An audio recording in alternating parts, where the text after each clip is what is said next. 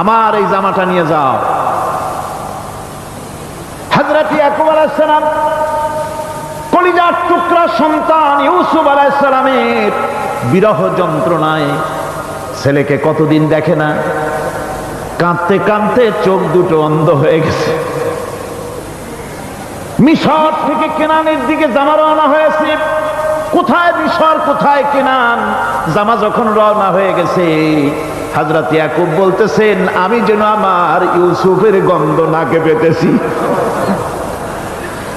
জামা চলে এলো, চোখের উপরে রাখলেন, আল্লাহ রাব্বুল আলামিন তাকে চক্ষুষ্মান বানায় দিলেন। ভাইরা আমার, পয়গম্বরেরা সবর করে গোটা দুনিয়ার মানুষের সামনে দৃষ্টান্ত সেট করেছেন সবর কারে কয়। আমার ভাইরা, হযরত ইব্রাহিম আলাইহিস সালামের কথা আল্লাহ পাক কোরআনে কারিমে বলছেন সবর কারে কয়। দেখো, শেখো সবর কারে কয়।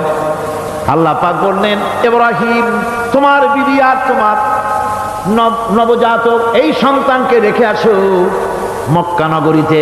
তিনি চলে গেলেন, সেখানে ঘর নাই, বাড়ি নাই, কিচ্ছু নাই, চতুর্দিকে ধুধু বালু আর মরুভূমি।